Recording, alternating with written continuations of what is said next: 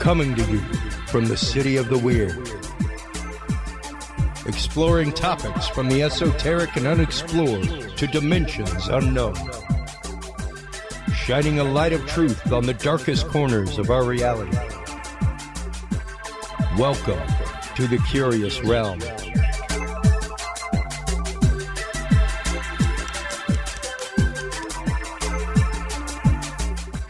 Well, hello, everybody, and welcome to this episode of The Curious Realm. Chris Jordan here, your host, coming to you in a pre-recorded format. As we speak, I am in Las Vegas. Typically, I would be there for CES for my Talking Sound podcast. However, I am there for clients right now, having, well, I guess the kind of fun I like to have, playing with wires, buttons, knobs, things like that. So, but as always, I do not come to you in a greatest hits format or a pre-released format. I always give you new content. So our guest tonight in this segment will be W. Wallace Wagner Jr. He is the author of Within Grasp.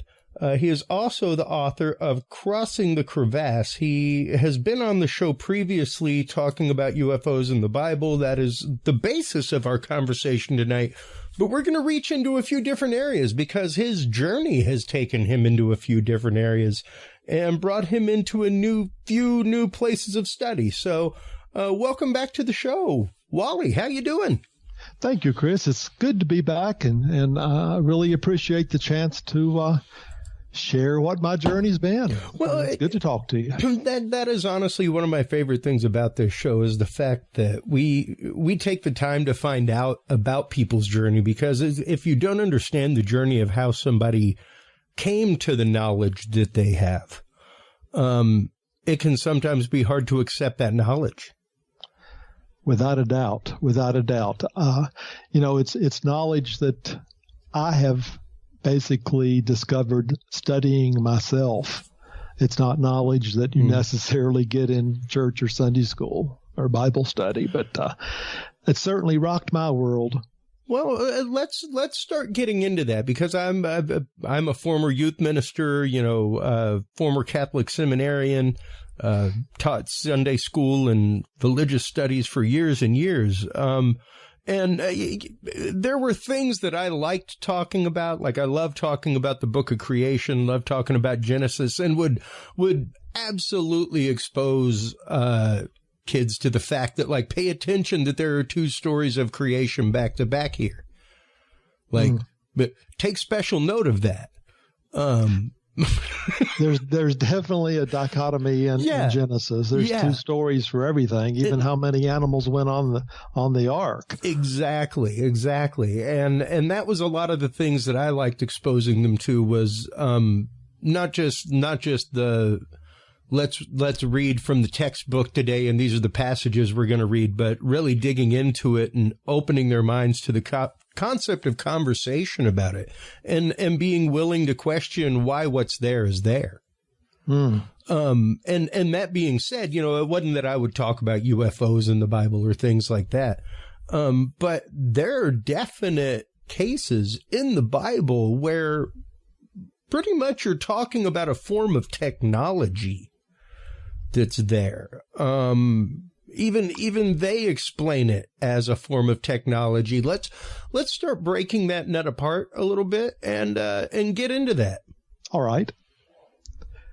Well, for me, the God of Israel, I'll go ahead and mention his name, what we call Yahweh, arrived in a craft, and he used a craft throughout his ventures in the Old Testament.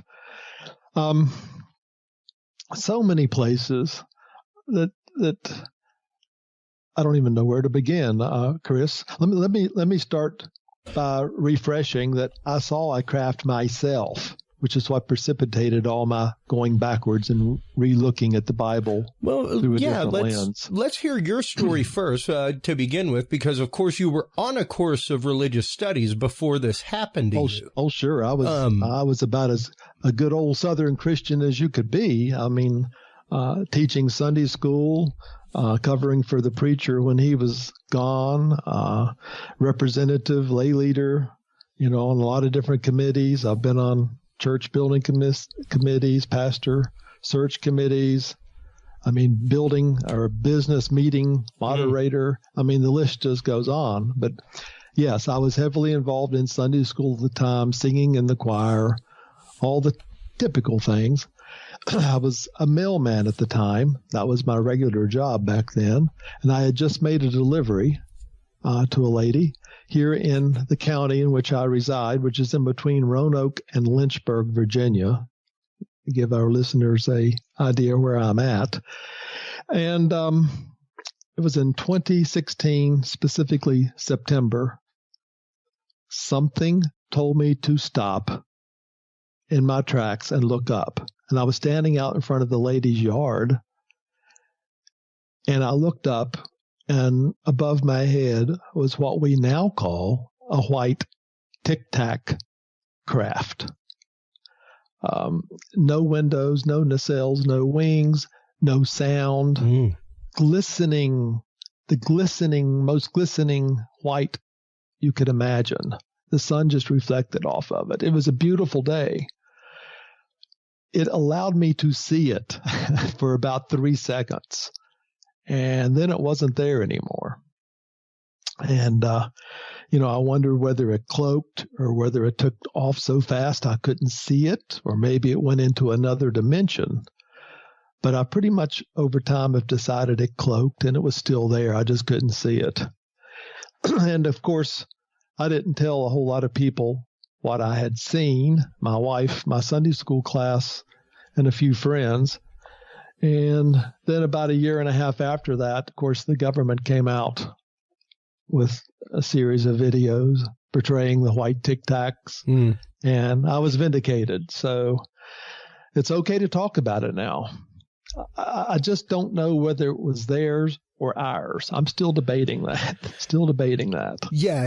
And I think that is the hot debate, like right now, at least. And granted, we've had the conversation with numerous people, from Lynn Buchanan about remote viewing and the concept of vibration to, other guests, and the idea that, perhaps the reason why you were able to see that craft was because you were shifted into a frequency, be it through meditation, a mood you were in, what have you.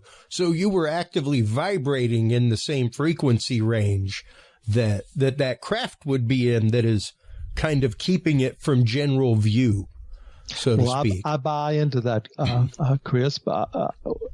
Vibrations and frequencies are something that I did not study while I was in Sunday school, but in the last 6 years, that whole realm has opened up to me now. And that's one of the areas in which I have done study. And even Einstein said that, the future of medicine will be a medicine of frequencies. Well, even if you start going back and breaking apart ancient religion, you go back to the priests of Melchizedek and the concepts of Jewish mysticism, and the idea of even the reasoning why Yahweh, why it was never spelled out, was because if it's spelled out, then you were inclined to read it, and the word was so powerful it should not be spoken. And the idea of Jewish Kabbalah was the reason we can create and manifest in the universe and in the world around us is because uniquely amongst creation, we were the only being that was breathed life into by the Creator. And because of that, because he spoke creation into being, we have that same power.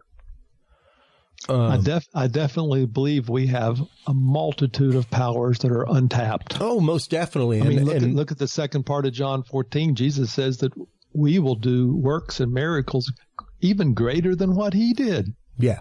He's either a liar or it's referring to something later. Well, and which we can get into. Well, and once again, an understanding of a technology that is honestly and truly a basic technology. It's there. We can all take advantage of it. We just have to know it exists and how to rewire ourselves to be sensitive to it.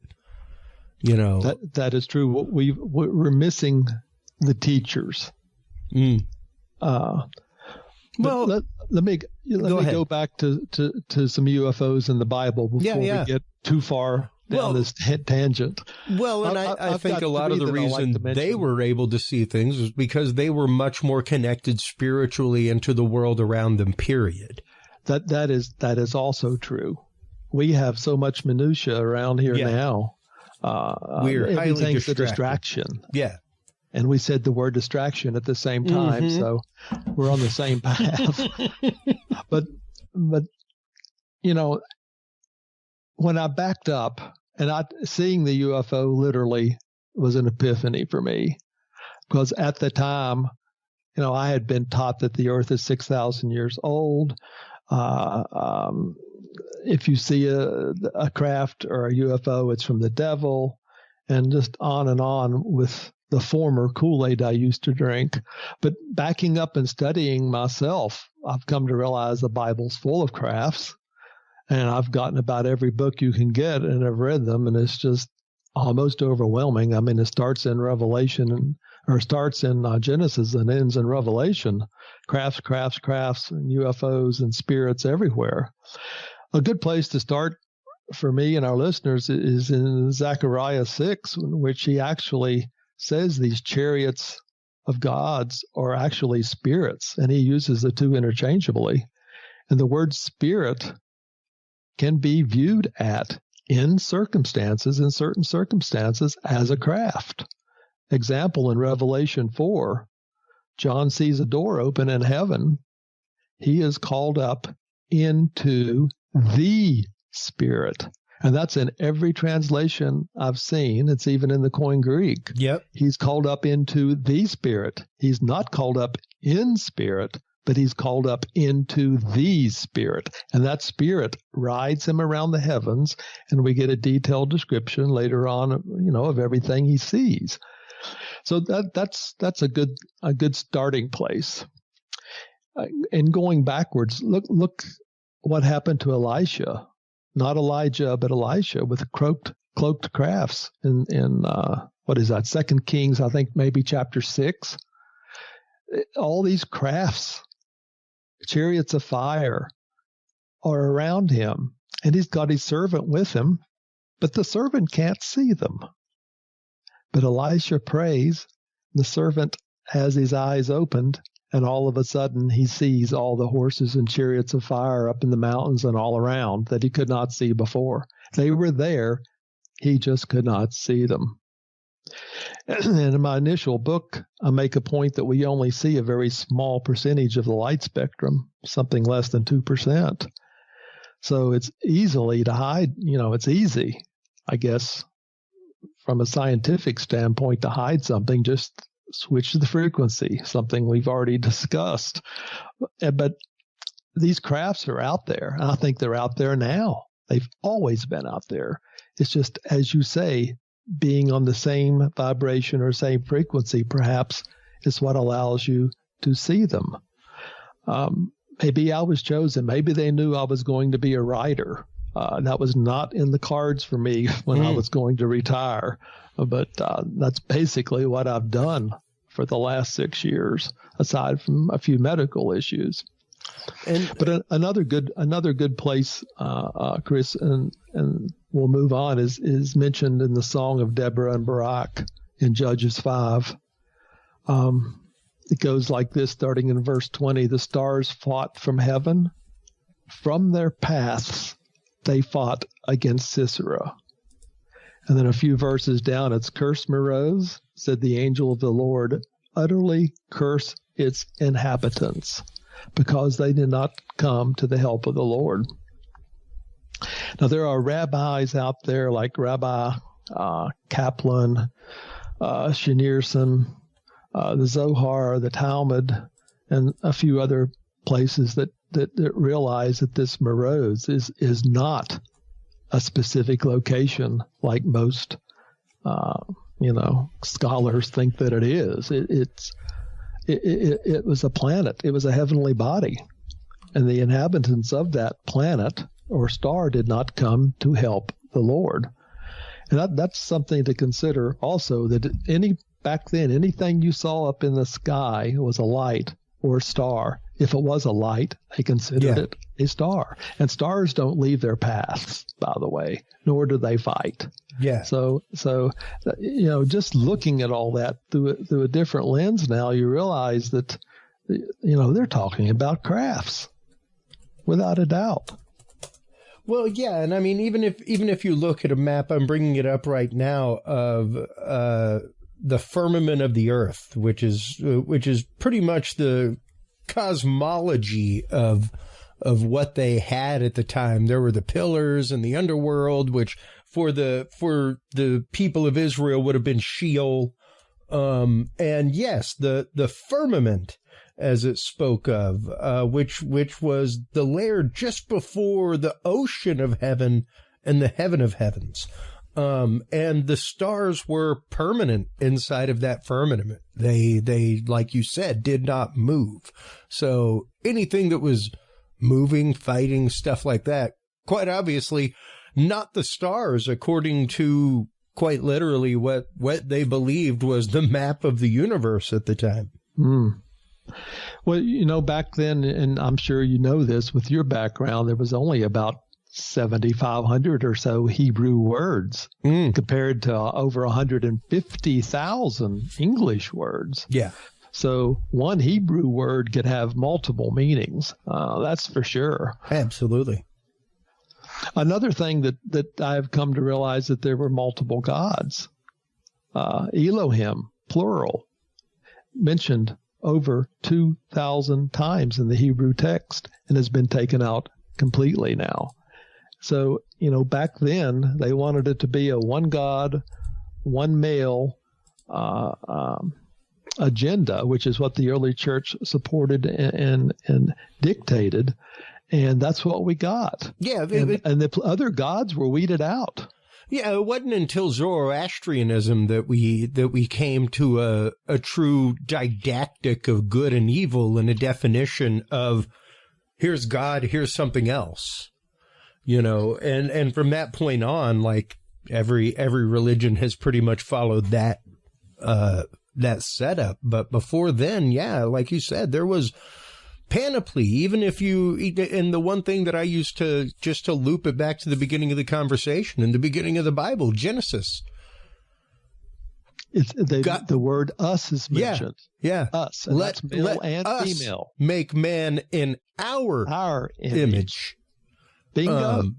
And that wasn't because of John 1. John 1 pulls that directly from that. The Trinity and the idea of God, a lot of people make it into, that's of course the Trinity, the Holy Spirit and Christ and God the Father. That's what I've been taught so many times. That's what the us is. It's got to be that to fit the agenda. It can't be that, because it was written before the agenda. I know. I mean, preach on, but you're taught that's what it is. It has to be. I know. It has to be. I know. And that's malarkey. And I am not even evangelical. I am straight Roman Catholic, and that was the explanation I was given. And it was like, that's funny, because later, like, one of the prime examples we talk about when we just had Archbishop James Cloud on talking about demoniac obsession, and the idea that, don't forget, in Job, Satan just pops up in the middle of the heavenly court. He's apparently like not disinvited from the party. You're exactly correct. That's mentioned in Within Grasp. And he just, hey, what's going on? So this guy Job, huh? You think he's great? Like, what's that about? Weren't you cast out, never to come back according to tradition? I have a whole issue with Job. I mean, it's just a major issue, actually. Okay. But I tell you, the God of the Old Testament, for me, now, and this is, my realization, what resonates with me. My God is no longer the God of the Old Testament. My God is much bigger than that. Yeah. And that has happened. That gargantuan change has happened in the last 6 years, specifically in the last 2 years for me. It's changed since I wrote my first book, Going Into Within Grasp, but then my second book.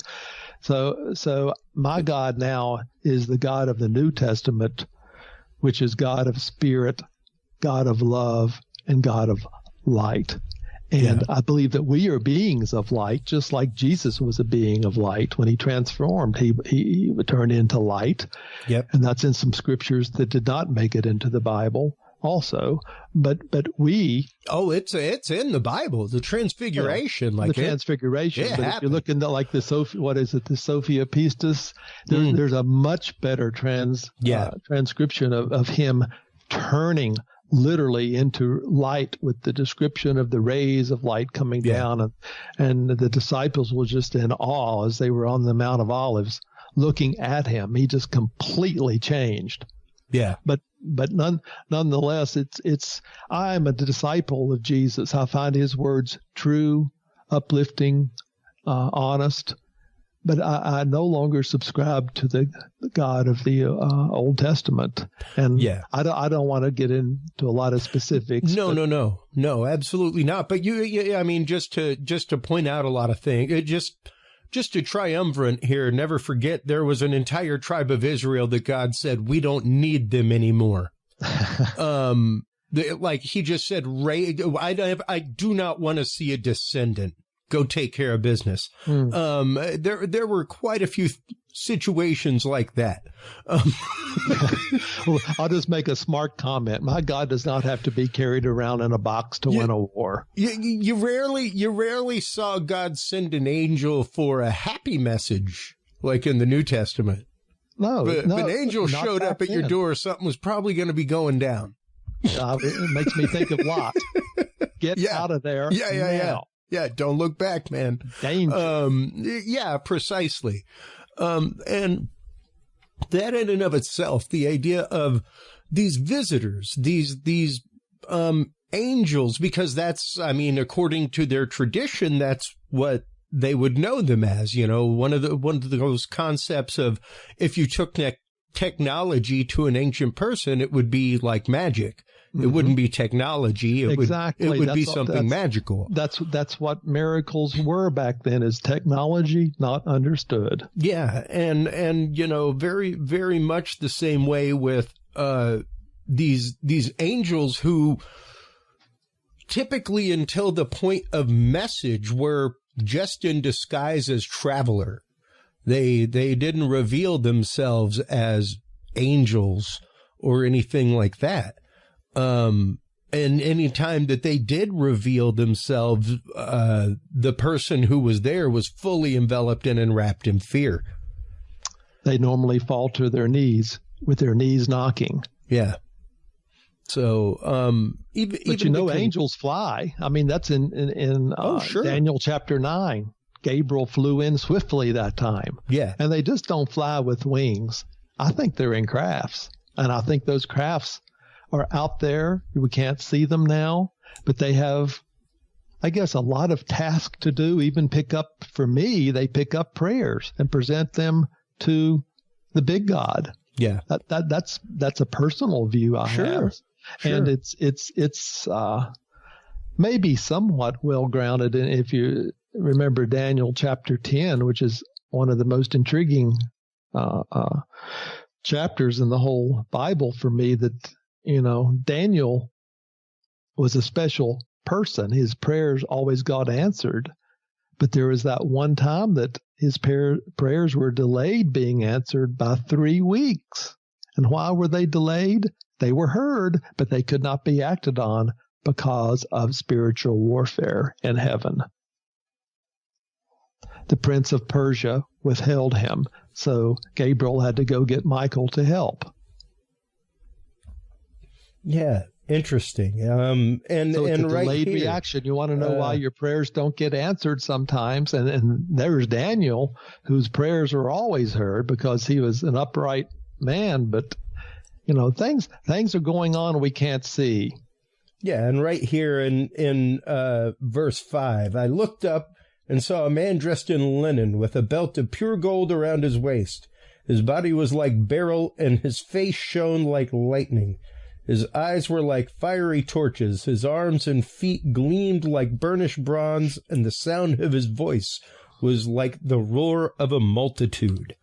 That is the description that Daniel has of the person that appeared before him, the angel, and very, very frequent descriptions. Whenever you go, and I mean, of course, the most famous one would be Ezekiel. What Ezekiel saw and what John saw in Revelation, I see there's a very, very close correlation, and I discussed that. Let's explore that for a minute. Okay. Well, consider the colors involved. There's beryl, there's emerald, there's a throne, there's rainbows, there's a heaven, almost like a heaven above in each of the cases. And I'm considering the throne, to me, to be the control chair, like Captain Kirk. That's what it is to me, and I see that in both instances. Wow. Yeah, and the Ezekiel's wheel is really interesting. That is one that in no doubt. Now, granted, there's some cherubs involved, things like that, angels, creatures with basically chimeras, part human, part a man with the head of a bull, man with basically where we get the idea of the gospel head figures from.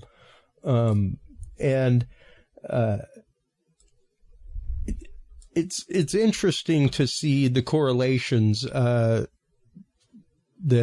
right there, the creature sped back and forth by lightning. Fire moved back and forth. That's the only way they could describe it. Yeah. Fire moved back and forth amongst the creatures. And it's pretty wild to get into that. I remember when I guess I was probably 7th grade when I first really read the book of Ezekiel, and it was like, wow, okay, this is wild.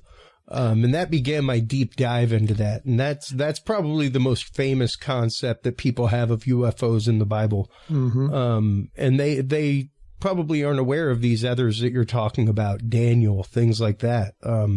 Once again, when you start getting into the encounters that people have with these beings, angels, you start talking about some technologies sometimes. Things that they have with them, that kind of stuff.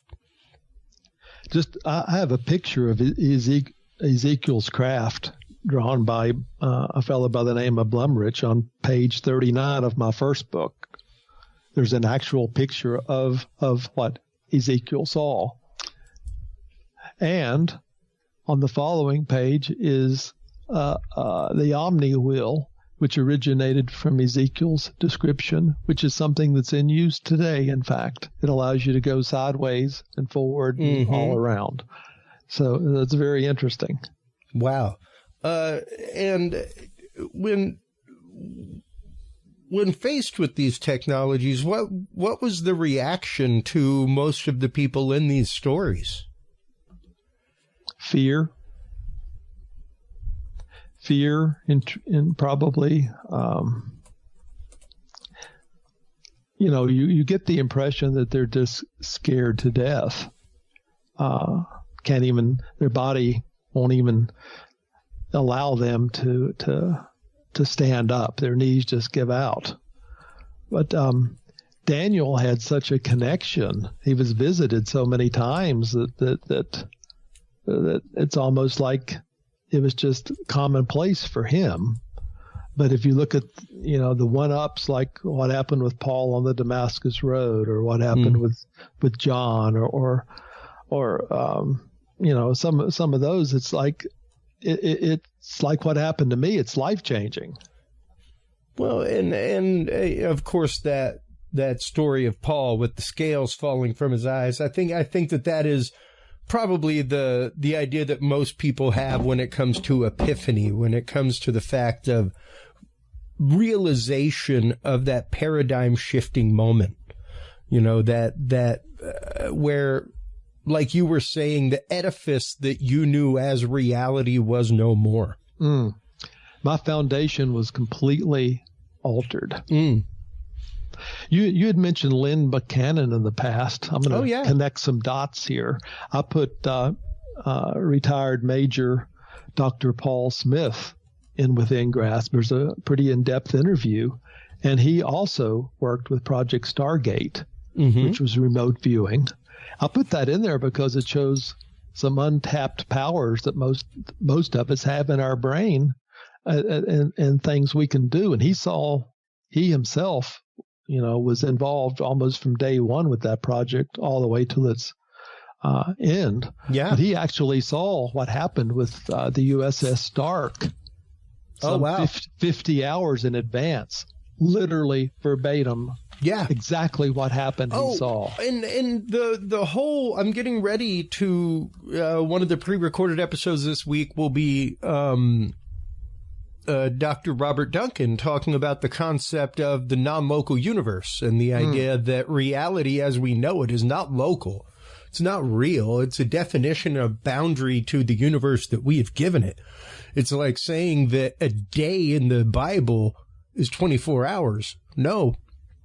We gave an hour the definition of 60 minutes. We did that. Correct. That doesn't exist on Altair 7. That's not the unit of time or measurement that they're using.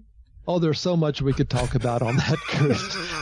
It was proven. The theory of relativity back in 1905 from Einstein. Yeah.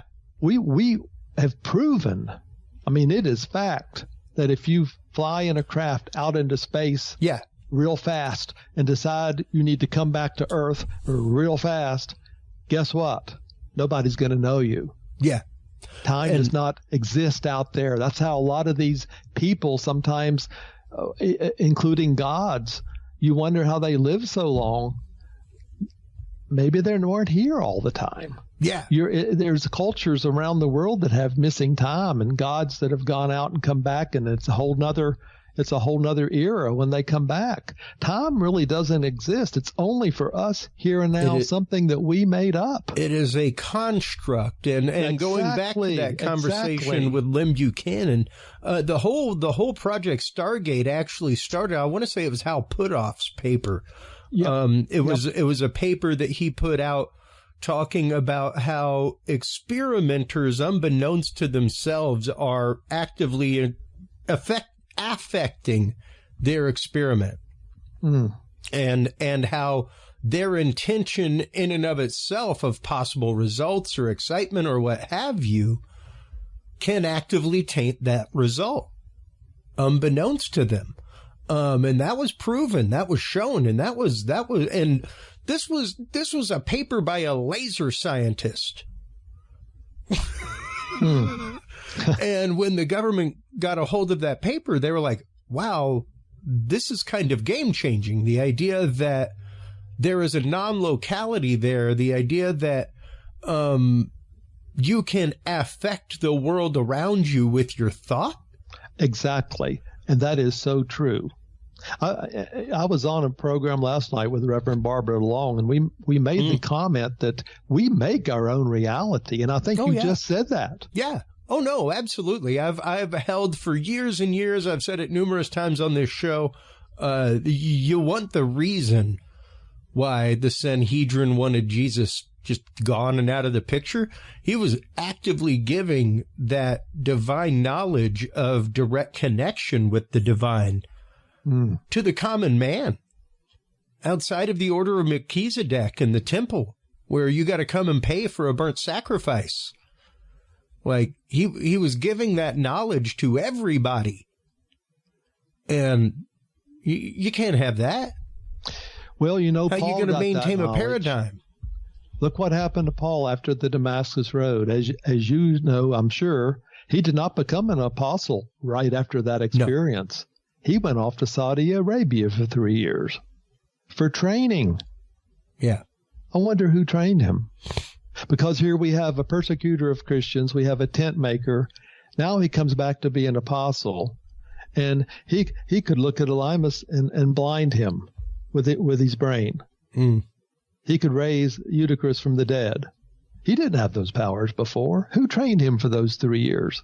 Yeah. It's one of these things that we can do remote viewing true. There's many of us that have this capability. Just a little bit of our brains are being used, but who's teaching us? Yeah.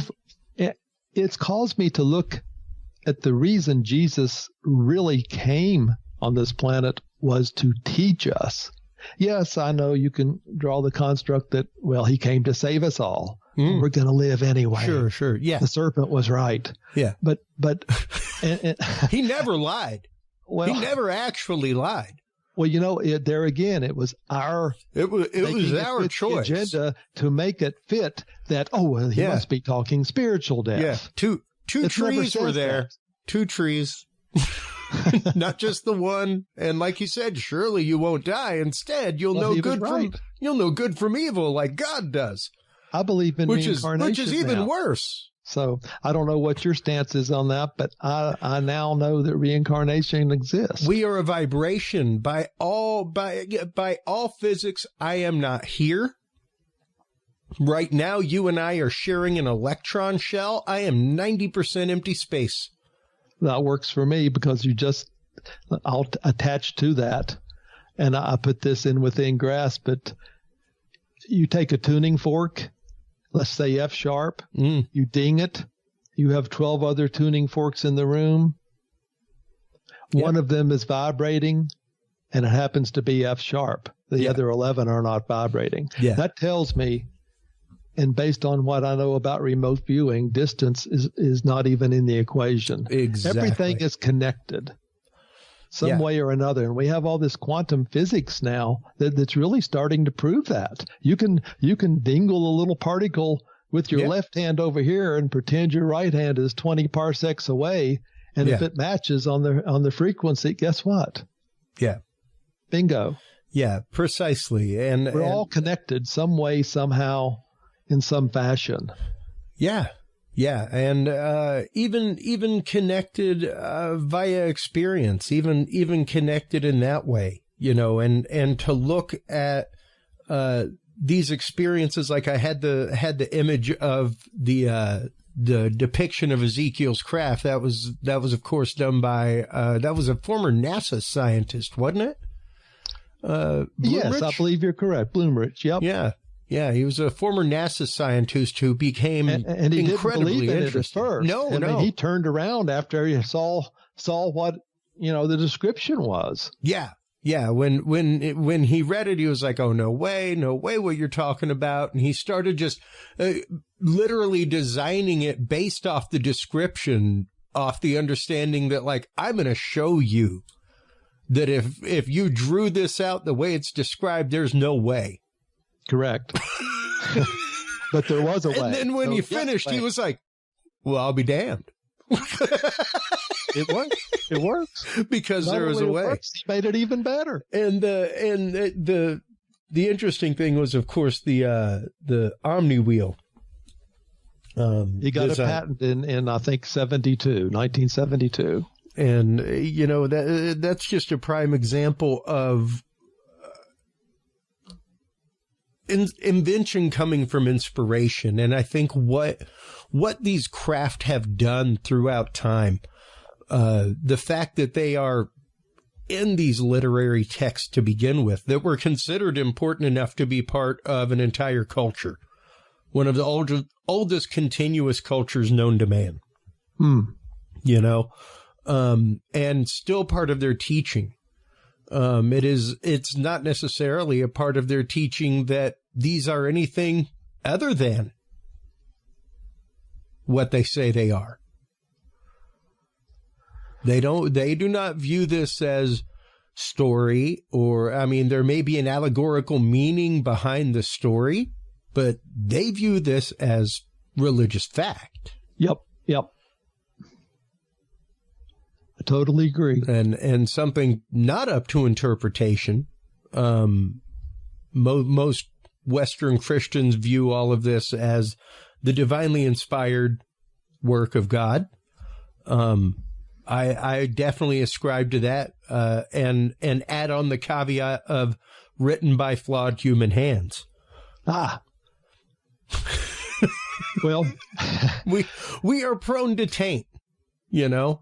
A lot of my studies since seeing The Craft has to do with church history and Bible history, and I'm thoroughly convinced. How has that changed? Go to the bookstore today. Yeah, go ahead. I was going to say, how has your experience changed your faith? Because like you said, since your experience, you've gone from an Old Testament to a New Testament point of view. But how has it changed the way that you interact with the world around you, with people? Well, let me count the ways. I don't hold the Bible in high esteem anymore. Beautiful book.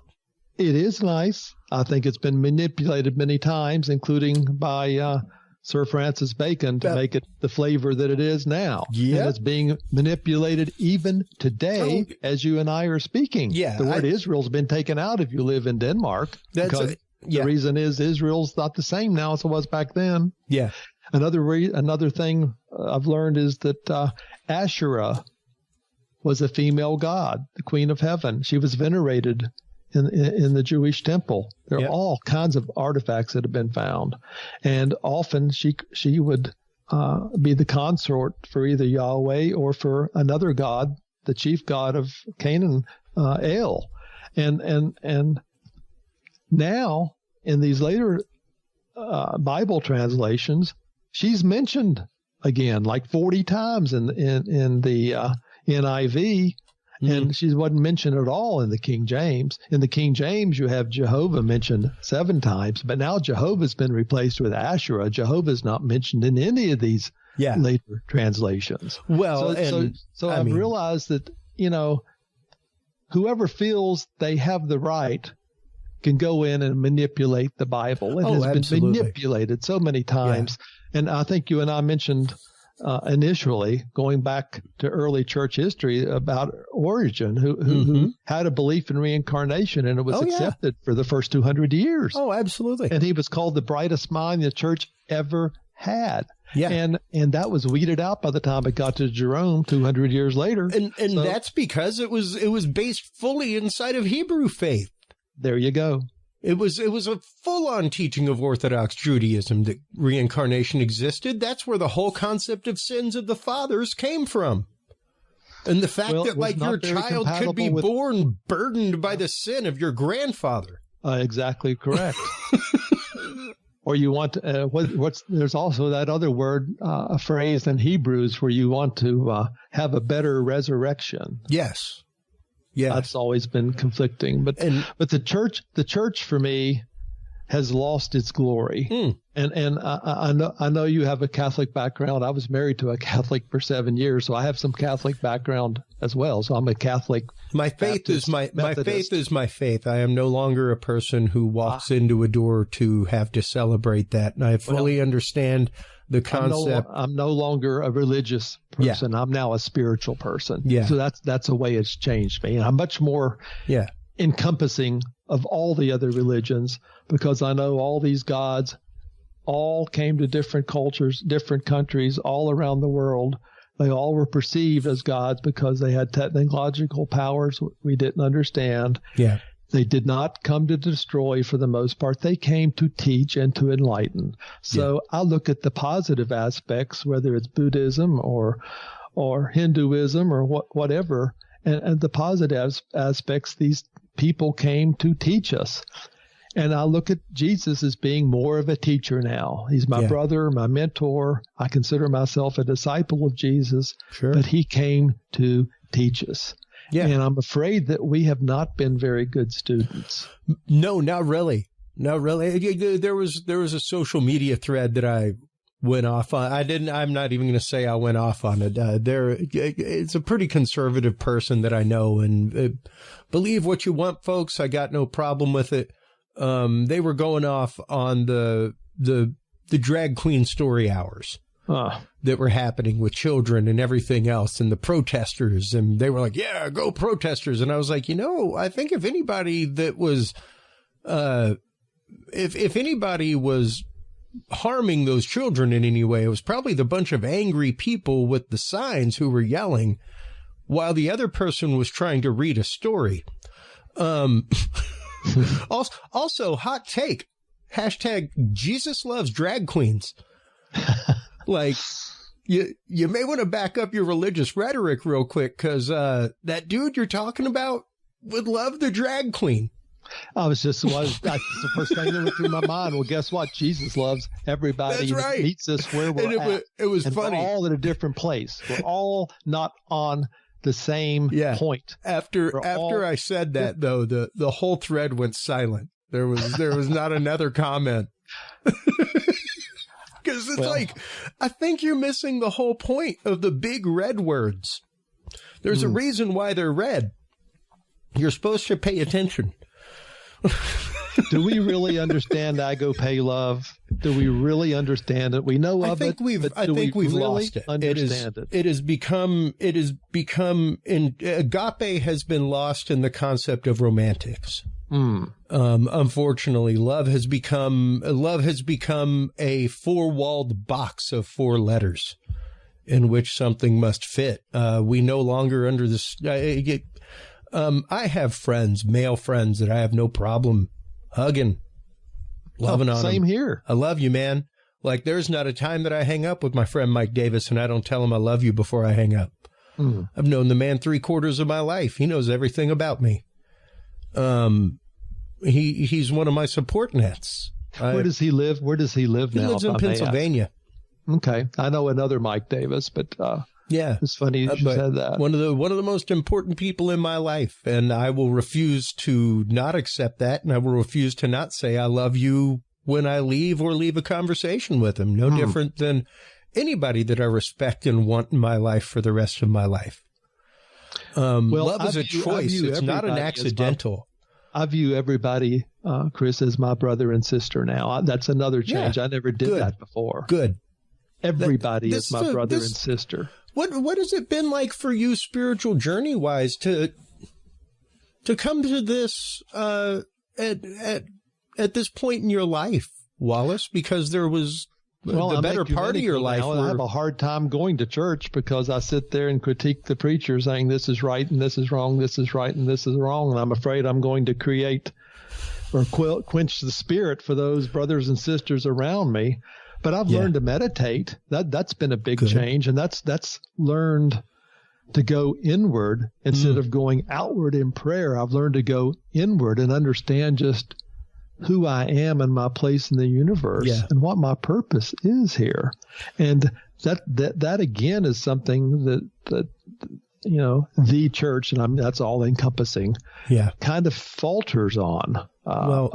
They don't believe in individual betterment or development or you being a little God, which is, I understand what I am now, and that's biblical even. Oh, absolutely. I'm a little God. And if you mention that in my former church, well, you're a new age. It's exactly what the big red words say. Feel free to go back and reread them.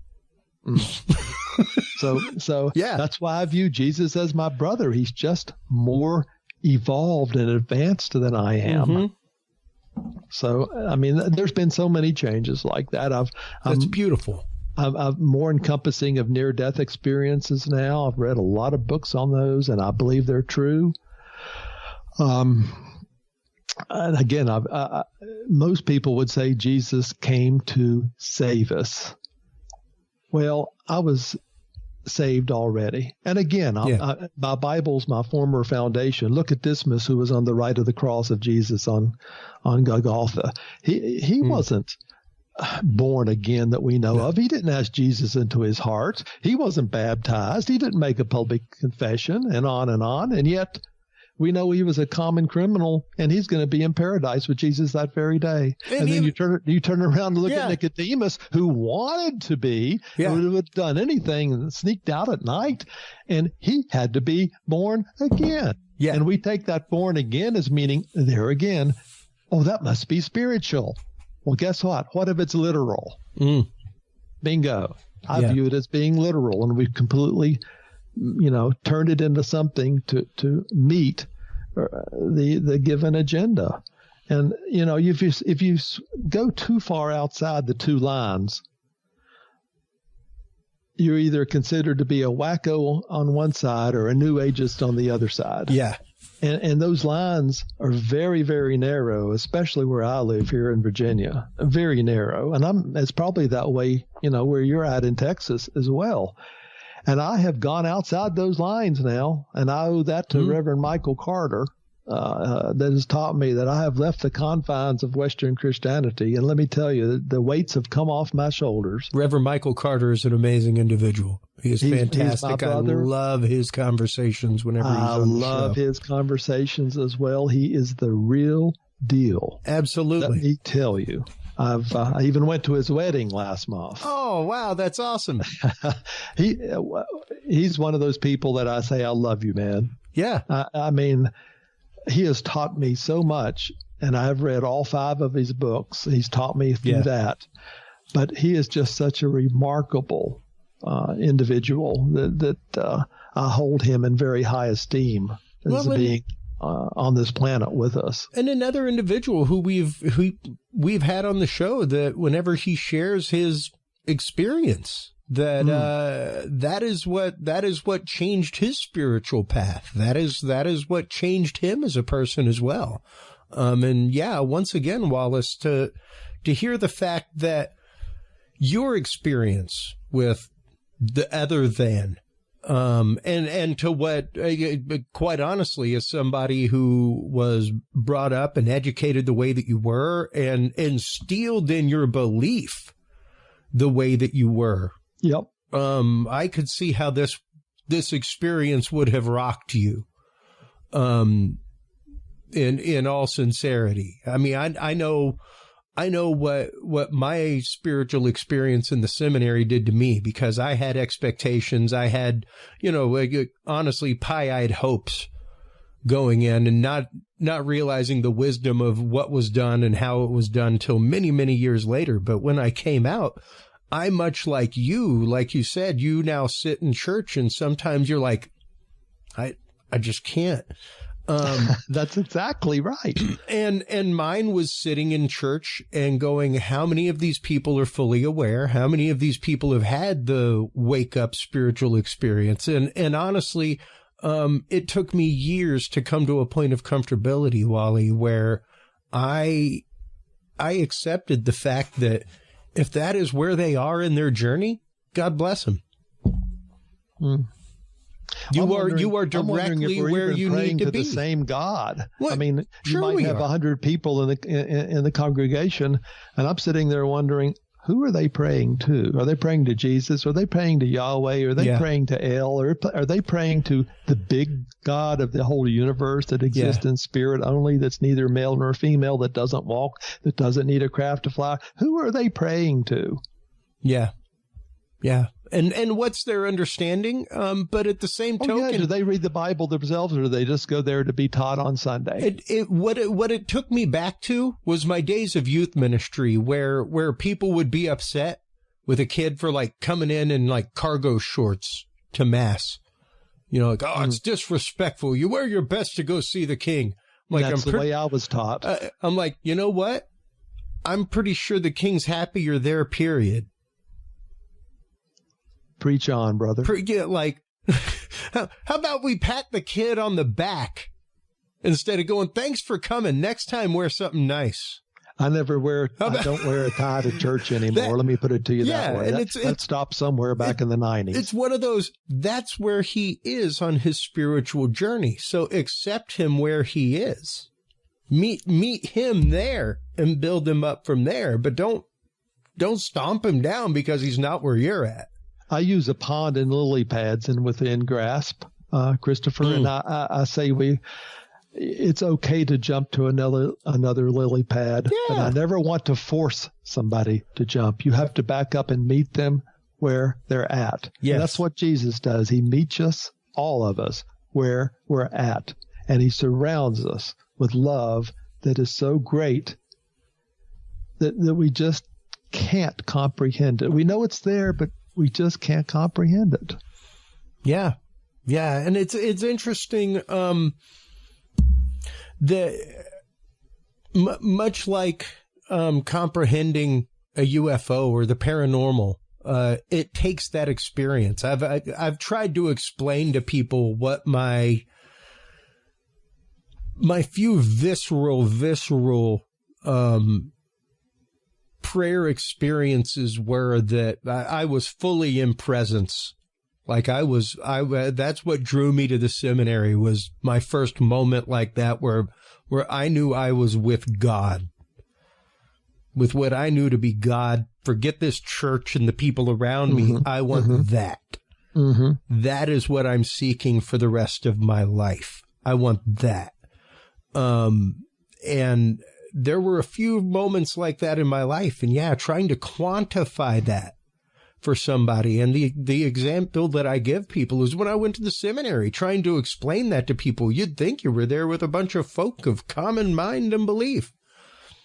Not really. So which seminary did you go to, if I may ask? I went to University of Dallas, Holy Trinity Seminary. Relatively conservative? Pretty conservative, yeah. I mean, University of Dallas is a very conservative university. That's where one of the Southern Baptist seminaries? No, Roman Catholic. I'm saying, but that is where one of the Southern Baptist seminaries is as well. Oh, yeah, absolutely. We had 3 people that went into the seminary from my graduating classes in high school. I went into the Catholic seminary. Another friend, Steve, went to North Texas, which is where you're talking about, to North Texas Theological. And then Father Trey Garland. Hey out there, Father Trey, if you're listening. He went to the Episcopal Seminary, and it was funny. We always laugh because he had the same spiritual director that I did, a Cistercian monk. Interesting. Like, why you got to hop over to the Cistercians to find you a spiritual director? It was always just my little jab, but amazing. He's the only one out of us that wears a collar, Father Trey. So kudos to you, Padre, for sticking it out. But yeah, I had my revelations years ago, and it was life-changing for me.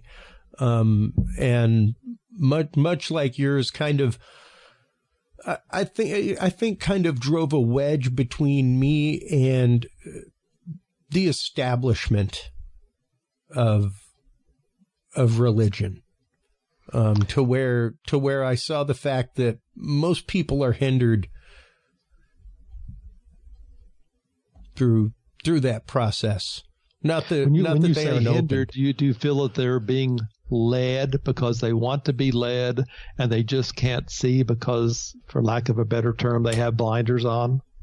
I would say that's a big part of it. I would say another part of it is absolutely the structure that exists to exacerbate exactly that.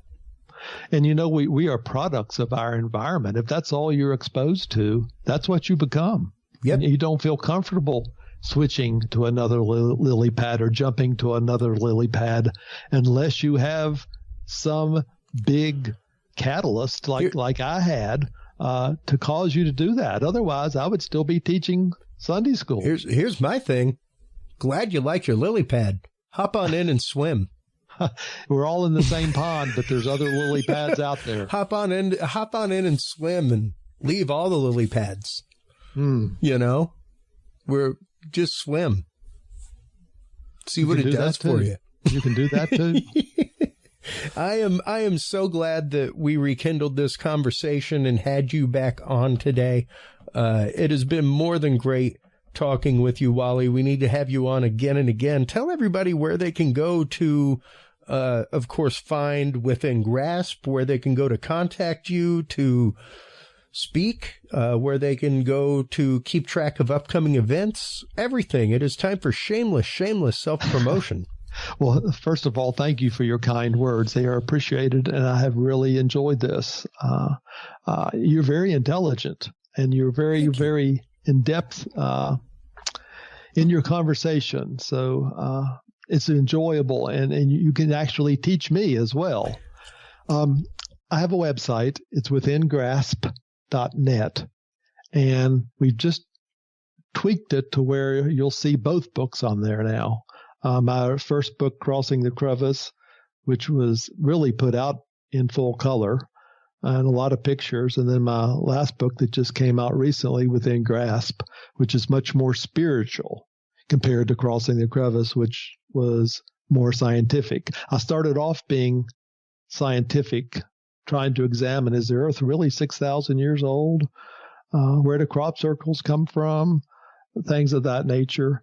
And ended up with my spiritual book, which was Within Grasp, out now.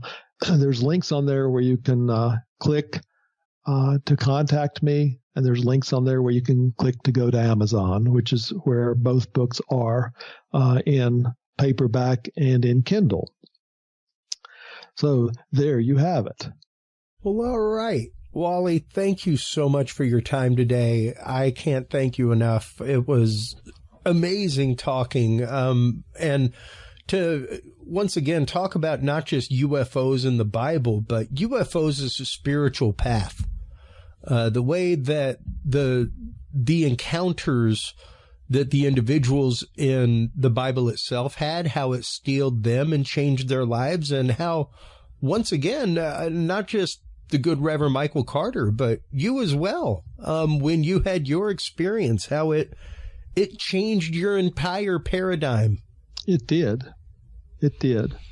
My foundation is different now. I operate off another lily pad than I did before. That's great.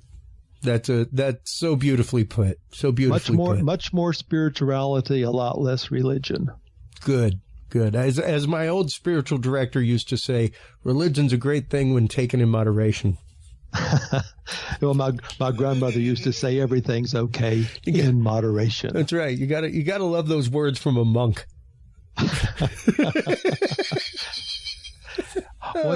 Wonder if that includes a little spiritual. Well, how do we want to say that? A little spirits every now and then down the. I'm not going to say that we didn't enjoy the bar on campus after spiritual direction. I understand fully. So, Wally, it was real wine, by the way. That's right. That's right. In the Bible. Wally, take care of yourself, my friend. Please do hold the line while we close things out. While you are online checking out all of the amazing work of Wally Wagner over at withingrasp.net, make sure to stop on by Curious Realm. That is where you can find all of the episodes. That is where you can find our store full of books and other things. That's where you can go to share your story of the extreme or paranormal. If you have seen a cryptid or had an encounter with a UFO, stop on by, share your story with us, and we will share it with our guests and maybe get you some new perspective on it. So speaking of perspective, hold the line right quick, folks. When we get back from this commercial, we will continue with more great conversations right here on Curious Realm right after this.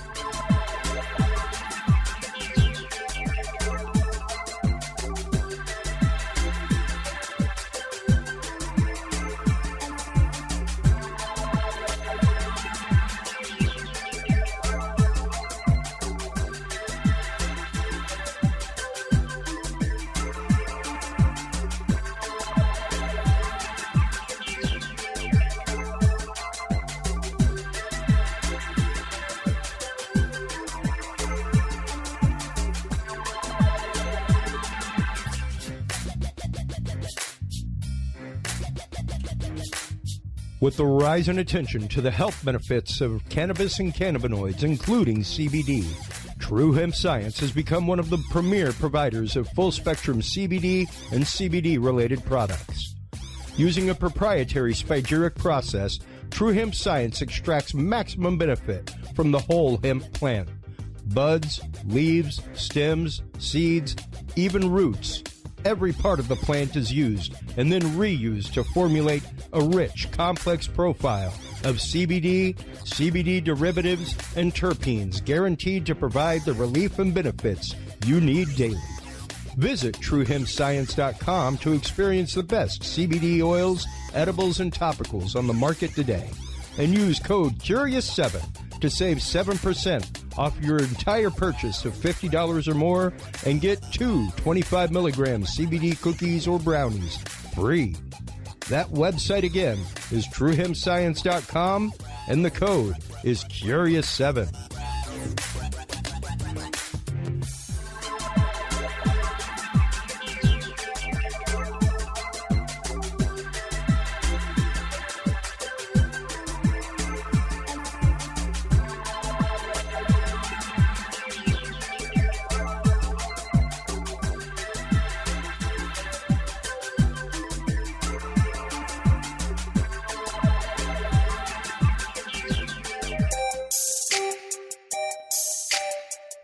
Have you considered starting a podcast? Looking for a way to make your business a voice of authority in an industry? Then Podcast Cadet is the solution for you.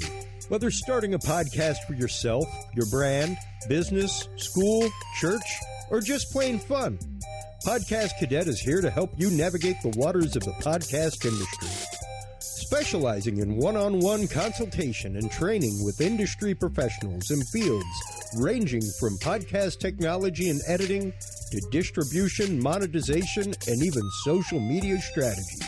Podcast Cadet tailors their services to the specific needs of you and your podcast. Do you already have a podcast and trying to find ways to engage and grow your audience?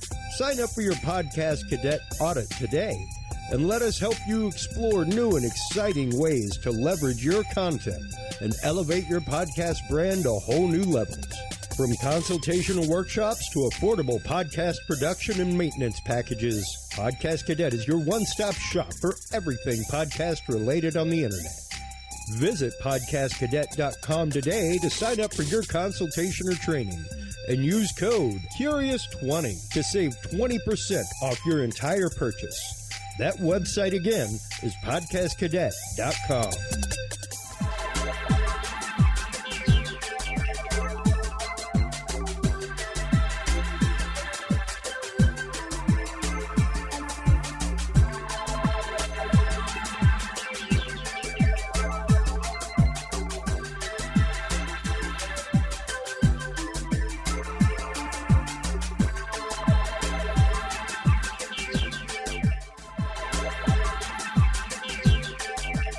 The Curious Realm Podcast is your source for the latest and greatest news and events in the world of the paranormal, esoteric, and forbidden knowledge.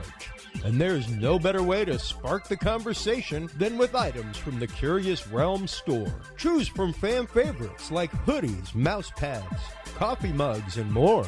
Buy books and items from your favorite Curious Realm guests. Get your hands on the latest gear for paranormal investigations and experiments we discuss on the show.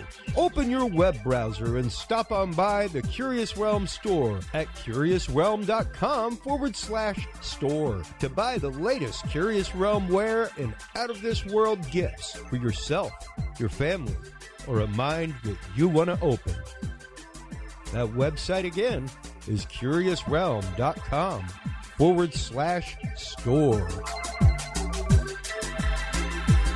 Well, hello, everybody, and welcome back from commercial break.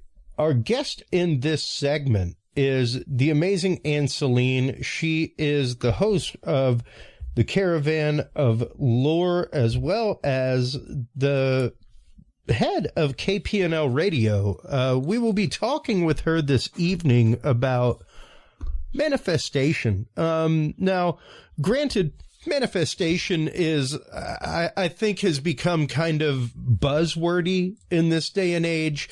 I think it's become kind of a catch-all bin for all kinds of things, Ann. Ann, welcome back to the show. How are you? Oh, I'm wonderful. Thank you so much for having me back. I had so much fun last time. Absolutely. Like I said last time I had you on, I like demystifying things, not just having a conversation about it, but really being able to dig in and kind of break it apart. And, oh, yeah. explain to people where things come from and how they come about. And once again, manifestation is one of those that has gotten caught up almost in the, it's weird because it ranges from New Age to religious. Right. Right. Like, you could literally tune into Joel Osteen, and he's telling you no different on a Sunday afternoon than manifesting 1, 2, 3, and you don't even have to use the 3. What this book teaches you, like quite literally, it's wild to tune into religious broadcasts now and basically see the concepts of manifestation in daily life being taught. Right. Right. Go ahead.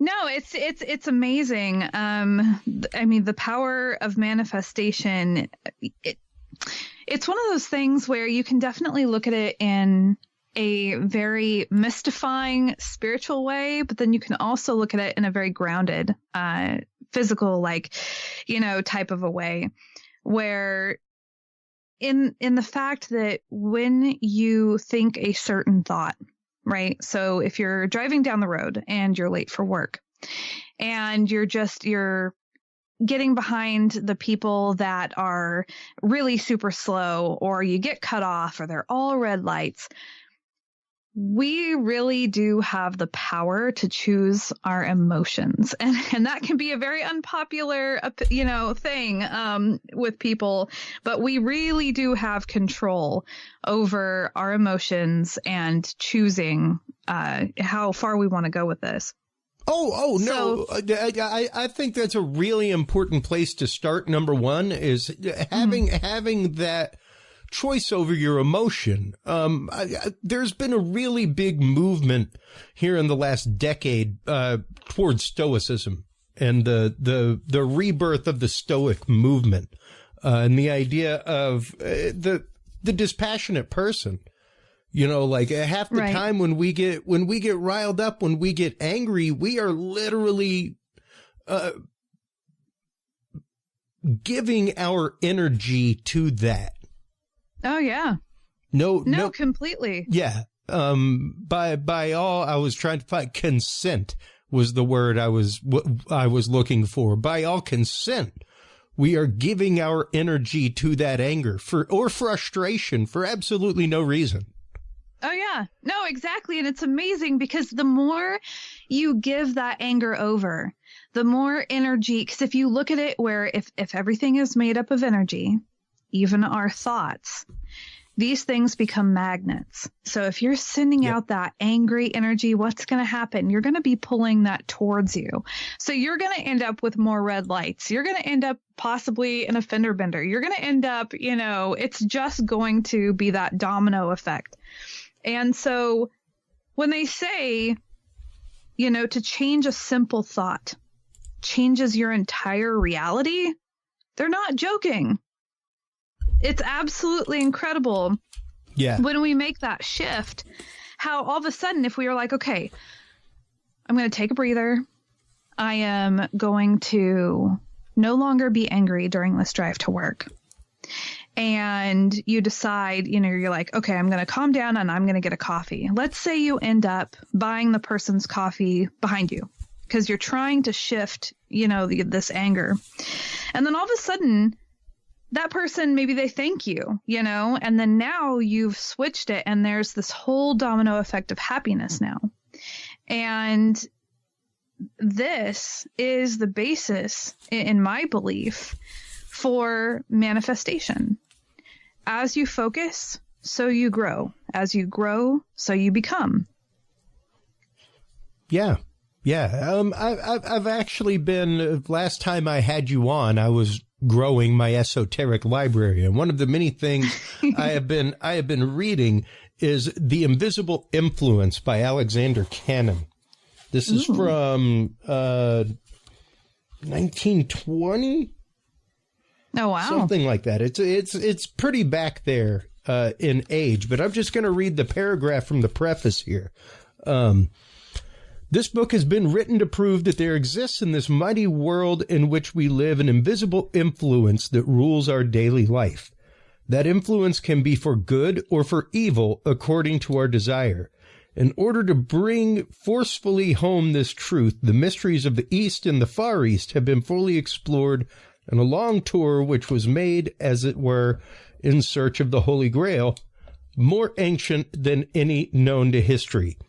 The conception of the universal mind, of which man's mind is just a fragment, is put forth, and the study of this great master of destiny has been made most clear through the study of hypnotism as practiced by the world's leading exponents in the East. I just found it interesting that the other day when we talked about doing this episode on manifestation, I was like, I'm going to have to read that, because even back in 1929, right, there were people talking about the concept of manifestation, that there exists in the world around us in our daily life an energy that we can use for good or for ill. No, that was absolutely beautiful. I loved that. Thank you so much for sharing. And, you know, and it's true. When I was about, I want to say 16 or 17, I remember being in choir class, and I saw that the teacher had this little library in his office. And I was curious what kind of books, could be in there. And I found this one, and it just called to me. And it was by Anthony DeMello. And it was called The Perils and Opportunities of Awareness. And this was the book that really started me down this path, because it talked about how we are in control of our emotions, and how, I remember it said something to the effect of, you can't make me mad. I'm choosing to get angry. So you're really coming back and you're taking that responsibility and really realizing how much control you have, not just over you, but your world, your reality. And I took that and I ran with it. Well, and I think that's an important thing to consider, though, because it's something that most people do not realize, is that you can revoke consent from the system. Mm-hmm. Mm-hmm. You can utterly just not be mad. That is a choice. Right. Right. Yeah. No, I mean, it can be hard to, because I thought about it long and hard in the beginning, because I was like, well, how can you, because we have these reactions that are just so ingrained in us, and we just, boom, without thinking, without anything. But we have the power to recognize our initial reactions and pull back, calm down, and really evaluate, wait a second, I'm feeling this emotion. Why am I feeling it? And really own it and take responsibility over it. And then at that point, choose, okay, what are you going to do now? Are you going to choose to hold on to this anger? Is it really serving your highest and best purpose? So. Yeah. And, there is a lot, especially whenever you get into Eastern traditions, whenever you start getting into specifically disciplines like martial arts, it is the concept of how you react, not the situation at hand.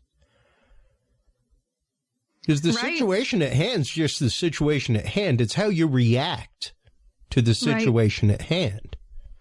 And you can react forcefully or you can react non-forcefully, but the reaction is your choice. Oh, yeah.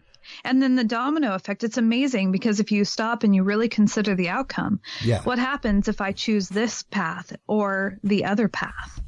And, I think that these are kind of the building blocks to the bigger picture here with manifestation, is really taking ownership over your emotions and really learning kind of how you yourself work.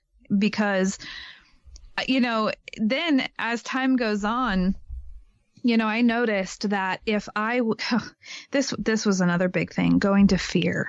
And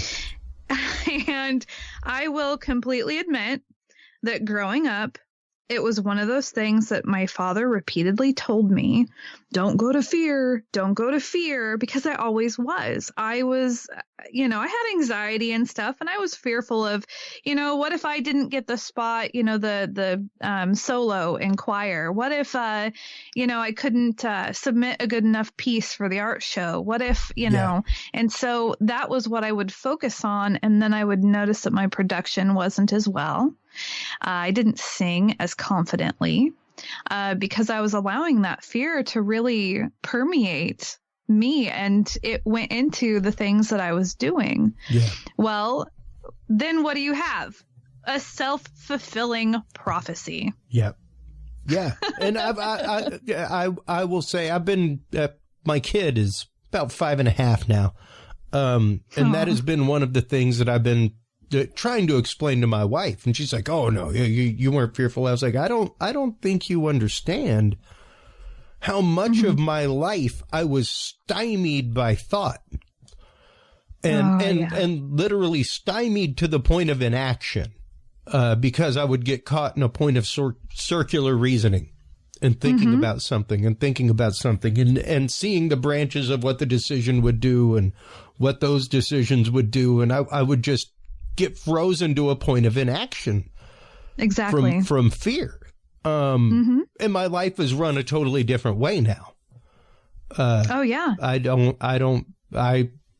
very much in a karate way just react to half of what happens to me because I realize I cannot control that. Yes, that may be an outcome. But sitting there and giving it my energy does nothing. Right. Yeah. No, then at that point, being able to really release it to the universe and go, you know what? I know that what ends up happening, as long as I'm releasing it and I'm releasing my fear, then the universe is already set to give us all kinds of gifts. It's up to us to allow ourselves to receive it. Well, and let's explore that fear for just a second. Probably one of the dirtiest of the 4-letter words out there.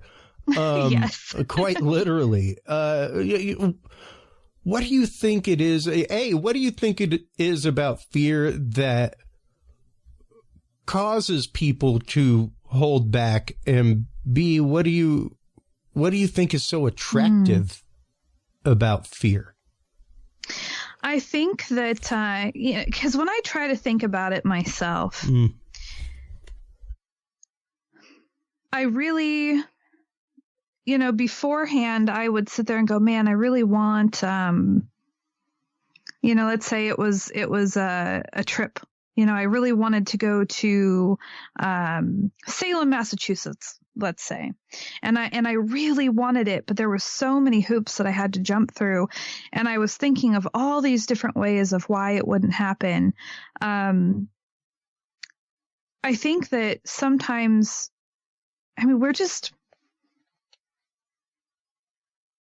we focus on what we could lose or things not working out, because it's that pain, it's that disappointment, and we're so desperate to not feel that.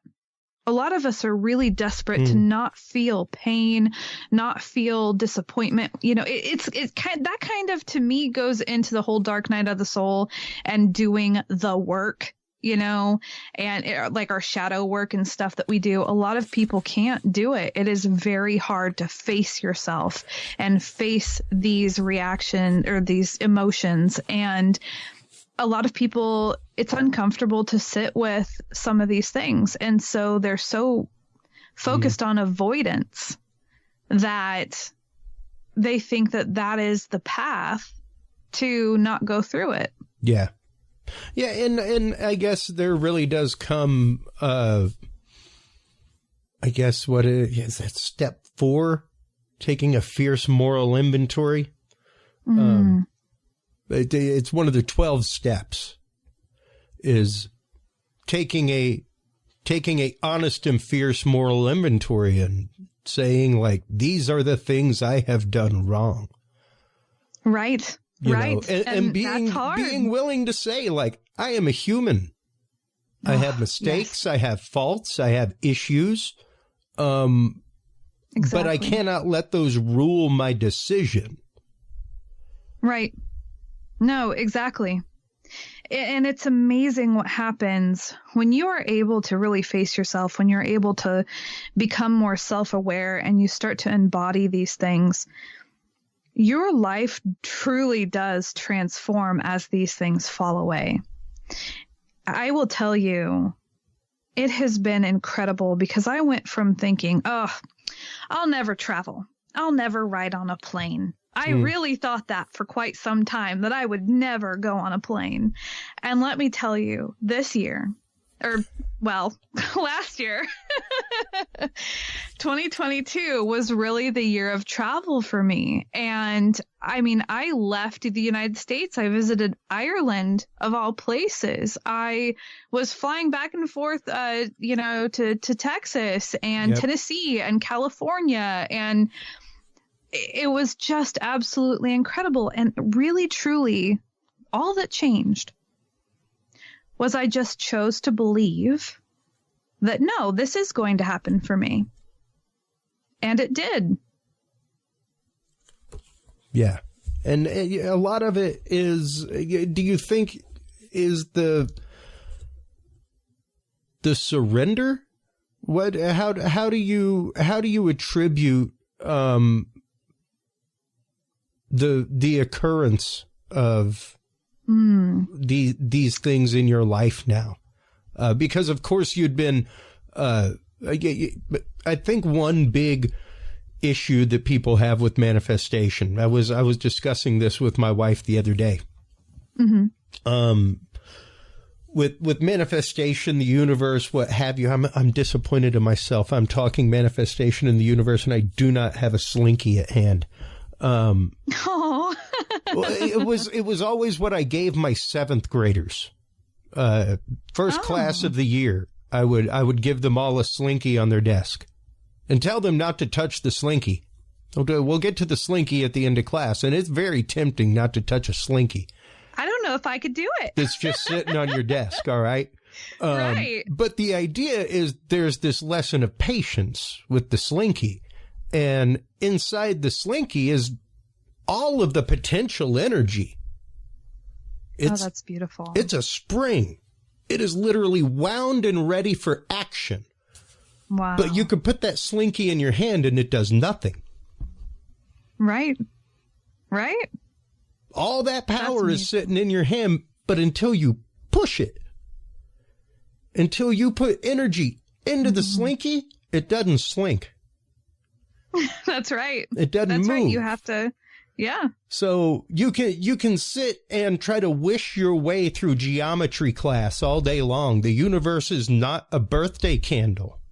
Right. God is not a birthday candle.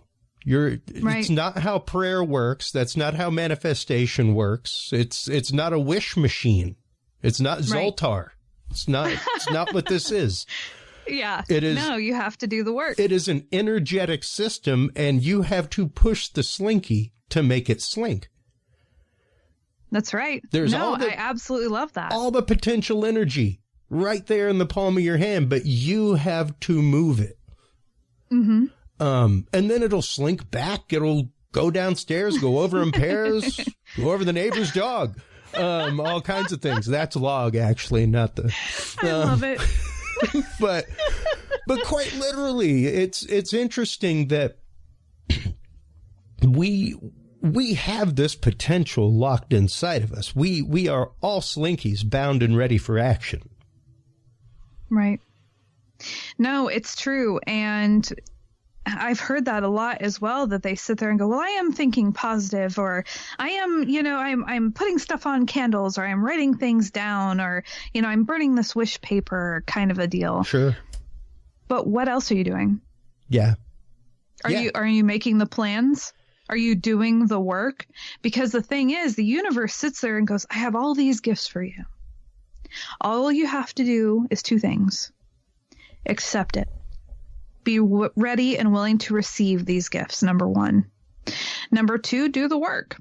Because, you can sit there and just sit there and nothing's going to happen. But the second that you actually put yourself in motion, that's another way to tell the universe, hey, I am so ready for these gifts. Watch me make the first step. And then the universe is like, all right, here we go. This is awesome. Here we go. Yeah. Yeah, precisely. And you once again, like you said, making that first step, it really is about that, I guess, that subtraction of fear and doubt. Right. Which is hard. It's hard. It really is. Whether you're talking just manifestation, whether you're talking getting involved in religion or spirituality, what have you, there is a modicum of doubt in all of that. That can be hard to not let it self-rule. No, it really can be hard. And some of I'll share an example of one of the most memorable moments in my manifesting journey. I remember it was back in about 2019, and I had just gotten my divorce, and I was really wanting to move back to my hometown. And I was working with a friend of mine who had also moved back to our hometown. And I said, man, wouldn't it be so cool if we could carpool? And she was like, yeah, that would be amazing. And I was like, well, I don't know if there's any rental places because it's a small town. And that's the joke, is there's never anywhere to rent in my town. And I was like, well, universe juice. And I was laughing about it. And I pulled up Craigslist. And wouldn't you know, the place that I'm in now had just been posted within hours, and it was on the very front page. And I was like, get out. And not only that, but it was 2 houses across from my best friend. Wow. And yes. And so, of course, we contacted them right away, and it was mine in less than 24 hours. Wow. And that's because you listened to the tiny voice of, I'll go check. Yeah, no, exactly. And I went into it I was very lighthearted, You could have been fatalist about it. Like, oh yeah, like I'm going to find something. Oh, yeah, no. And then it could have been, who knows, it could have been completely different. And what I have found is that when I laugh, and especially because I will say universe juice out loud. Oh, yeah, yeah. That's kind of mine's space credits. Face credits? Space credits. Oh, space credits. Yeah. I love it's that. Cashing in my space credits. That's amazing. I love that. Yeah. And so when you say these silly things out loud, it puts even more positive energy into it, because not only are the words fun, but they can make you laugh, and then you're putting that laughter and that energy into it as well, and it's almost like you're already celebrating. Well, and then all of a sudden, boom, you are celebrating. Hey, yes, it's like you're already celebrating. Yes, I tell it to musicians, artists, things like that all the time. Like, you are exactly what you exude yourself to be. Oh, yes. No. Prince came onto the scene as Prince. He didn't become Prince. Right. He was just Prince. You are what you exude yourself to be. So remember that. Oh. And I think the other important thing is what you were just saying right there. I think what the important part of the space credits, what have you, is the ownership. And the validation of self, the fact of like, my space credits are there because I've earned space credits. That's right. Because exactly. I've helped other people. I've done good things. I mean, you could call it blessings, what have you. It really doesn't matter. I mean, you could count them as blades of grass if you want. But the important thing is to realize that you have done something to deserve this bestowment. Then that's important. You have to believe and know that you deserve it. Because if you don't, if you think, oh, well, I'm not worthy. Yeah. Then you're not going to see that stuff come into your life. And the other thing, too, I wanted to, with what you were talking about Prince and what you exude, it reminds me of what somebody, one of my teachers told me a couple years ago. He said, everything that you wish to become, you already are. Wow. Everything that you want. Wow. It's already in you. Yep. Mm-hmm.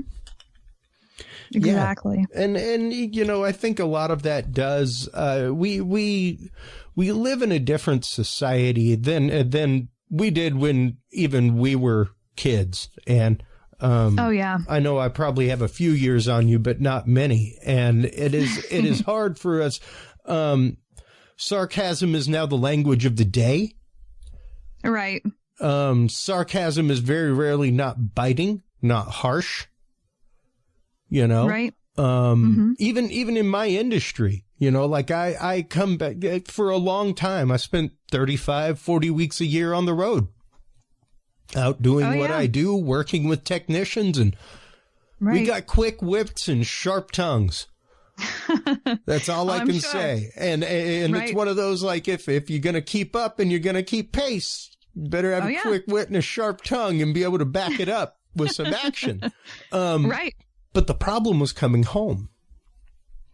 Coming home to a 4-year-old and not being quick-witted and sharp-tongued, so that he isn't learning nothing but sarcasm. Right. Exactly. Trying to lose the sarcasm from my voice when I tell my wife, like, yeah, I'll take care of that. You know, like, I could be sarcastic with my coworkers all day. They know it's going to get done, what have you. Right. It's not the world my wife lives in. Right. You know? Oh, see, and that brings me to and it's kind of been a theme within the last couple of weeks for me, is my communication or your communication may not be my understanding. Well, let's get into that real quick. It's like, let's take the 5 love languages, for example. Sure. One of my love languages, the way that I show that I love someone is through acts of service. And so I'm going to be wanting to wait on a person. Let me make you a sandwich. Let me clean this, or let me go take care of these errands or whatever. Yeah, and let me go do for you. Yeah, exactly. And I love that. That fills me with happiness and love. And so I love to be able to do that for others.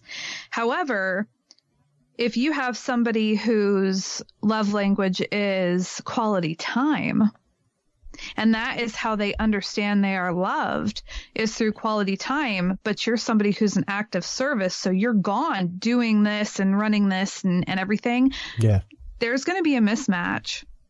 And all of a sudden, the person who is wanting that quality time sees that you're gone all the time. And they're going, well, don't you love me? Why don't you spend time with me? I do love you. That's why I'm gone doing all of this. Exactly. I'm doing all of this because I love you. Yes. Yes, exactly. Oh, and so that's a perfect example. Not like I've been there, Ann. Communication and understanding. Yes. But and you may wonder, folks, like, what does this relationship advice have to do with manifestation? Because when the student is ready, the master appears. That's why. You can try and force that square peg into a round hole and try to sand people to fit the hole that you are looking for as a mate. Or you can fix yourself the hole to fit the mate that you're looking for and work on yourself. You know, like I almost smart-ass posted the other day on Facebook. I was doing some work in the garage and listening to Boston. And it was one of those, like, you know, like every 4th song by Boston is named after some lady. It's like, hey, brother, just a thought. How about you take a little time off the relationships and work on yourself? Because there seems to be one common denominator here. You. Well, yeah, you know, and it's one of those things when you talk about working on yourself here. I mean, if we can heal ourselves, then we facilitate healing the world, because it goes right back into the domino effect that if I start my day positively, and let's say I'm driving down the road and I see a stranger and we look at each other and I smile at them, maybe they were feeling down, and all of a sudden that brightened their day. Yep. Because they ended up with that genuine smile. And then they end up, now they've done something nice for, their child or their grandmother or whatever. And then that continues on. So doing the work and facing ourselves is so important, not just for us, but every life we touch. Yeah. Well, and facing ourselves as human. Yes. And realizing that, forgiving. That we make mistakes. And if we can learn to forgive ourselves, then we can learn to forgive other people. Exactly. And I think that is a big root of all of it, is being able to accept yourself and quite honestly accept, period. Because until you can really accept with an open heart and accept without caveat, it might just be hard to see the manifestation that you have manifested. Because if you're giving it boundaries and a definition and I need a 6-inch by 6-inch cube by Tuesday. Right. Like, you may not get a 6-inch by 6-inch cube by Tuesday, but you may have been presented with hundreds of other solids along the way. Oh, yeah. Where are you looking for the other solids? Mm-hmm. And I think that's a big part that people get caught out, whether it's, the power of prayer, what have you, is that once again, we get caught up in this wish machine mentality. And, well, that's not what I asked for. Okay, Oh. I guess you never read all the Shahrazad and things like that dealing with the crazy fun djinns, where it's like, I need 100 pounds of gold, and it drops out of the sky on top of you. Well, you got your 100 pounds of gold, buddy. You didn't say how you wanted it. Yeah. Yes. No, exactly. And I had that happen. In regards to, I had been living in an apartment, and I was really wanting to move into more of a place that I felt had more healing energy, one that would kind of align me better with different, universal energies and everything. Well, you have an actual hearth. Yeah. Right. Oh my gosh. That's amazing. And so what ended up happening, because I said that I had wanted that, I did not say how I wanted it. And we ended up getting a, we're not renewing you letter on. Yeah. And we only had, I think it was like 30 days or something like that, because they were doing this big remodel on the place. And I can't remember all the details, but it was one of those things where we had to find a place. We had to find a place fast. And at that time, I was like, oh my gosh, what are we going to do? I was, thinking that things were kind of in not shambles, but that was kind of, I went to fear. I went to fear. And hard not to. Exactly. And so what I did is I said, okay, all right, maybe this is the door that's opening. It's not what I expected, but it could be the door opening to this next place that I'm really wanting. And I kid you not, I opened up a map and I closed my eyes and I just put my finger on the screen with my eyes closed, and I looked for apartments around in that area. Wow. And I found one, and it was absolutely incredible. The people were amazing. The apartment was exactly what I wanted. It was right on the outskirts of town and overlooked these beautiful farm fields. And it, like I said, it was absolutely amazing. And it did in the end turn out to be exactly what I had wanted. But here again, we go to the phrase, be careful what you wish for. Yeah. Well, because once again, you don't have to be an adept to make it happen. Right. Right. But what you have to be is ready if it happens. Yeah. And that's just it. That's where, once again, that slinky work comes in. Like, you've got to make sure to do your work, period. You've got to make sure to pull your end of the bargain, do your spiritual work, whatever that is for you. You got to make sure that you're grounded. You got to make sure that you're in a position that should something happen, you're taken care of for a month or so. You know, those are all things that you should be doing anyway. Yes. And sometimes when the manifestation happens and it happens so windfall, it can pull the rug out from underneath you. And now it's like, well, I guess now I got to figure that out. Exactly. You know? Oh yeah. And with that in mind, how important, I guess, how important is it and to be ready, I guess, to move forward with reckless abandon? You know, and that's the thing is if you don't do the work, if you are not able to be able to sit with yourself and understand and forgive and love yourself. I mean, we're all on different paths with that. You know, it can take a long time to get to where we want to be in regards to that. But the universe recognizes that we are trying, that we're putting in the effort. And I think that's the first step, because as we go through this, then we realize that we are more worthy, we are more deserving, we are lovable, we are all these things. Yeah. And as we are able to realize that, more fear is released. So we no longer are holding on to that. And as we, again, walk forward, then we are able to know. It goes from trusting to knowing and being like, no, I've got this. I absolutely have this. You know, and I've seen that in my own life because, you know, I claimed one year, I was like, no, this is the year that I'm going to move back to my hometown. And then boom, I did it. And then I was like, okay, this is going to be the year that I really kind of start my own business and really let things take off. And I did.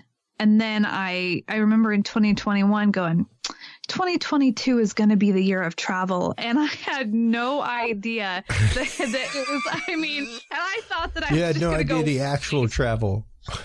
Right.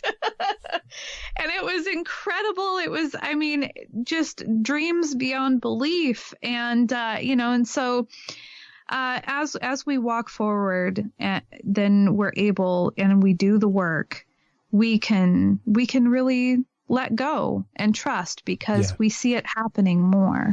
Well, and I think a lot of that, especially whenever it comes to manifestation, whenever it comes to bringing things about in your life, once again, not only doing the work and staying involved and keeping the slinky moving, but trying to accomplish that in segments, in parts. Right. You know, where, okay, let's get this part manifested. Exactly. Because you don't necessarily have to manifest the end result to start off with. You can manifest small parts of that journey. You can sub that out, so to speak, you know, and carve out literally benchmarks. Of, okay, well, this is what I need to accomplish first. Let's manifest that and make that happen. And really and truly, eat that manifestation one bite at a time. And I think that that's the best way to do it, you know, and I've noticed that with my upcoming year.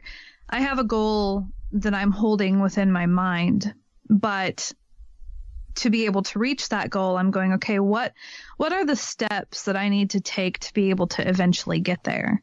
And then what is it going to look like once I do? Because once we receive this big gift, right, we also need to know what are we really going to do with that gift? Yeah. And where are we going to go from there? Because the journey doesn't stop. You know, we keep going, and it's important to really think about the whole, not just the one little, you know, glimmer, but the whole of it. Well, and the what now? Like, oh yes, great. So mission accomplished. what now? Now what? Exactly. Because now you have this gift or whatever bestowed upon you. What now? Right. Oh, yeah. You yeah, know? because you don't want to end up stuck, or now you're treading water, you're stagnant. And You've got to. You also have to kind of remember, like, we had a joke in the seminary where we just hop up and be like, oh, just so you know what you're doing right there, that's a sin. So I gotta go, but now you're accountable. I'll see you later. Nice. just ripping on each other, things like that. Right. But it is one of those things. And you have to be careful what you try to manifest, because not only are you accountable for your manifestation, but you are responsible for that manifestation. Yes. You're responsible for the feeding and care of that. And hey, it may look cute. Your manifestation may look really cute till it becomes an alligator. And now what you going to do with your manifestation? Exactly. You know, and I use that analogy mainly because you just got a Pac-Man frog. So it's going to get big. Have fun with that. He's going to be amazing. Hope your kids are cool with watching him eat mice. I actually saw some videos where people were feeding it ducks, and I was like, oh my gosh, I can't do that. Yeah, absolutely. Right. Yeah.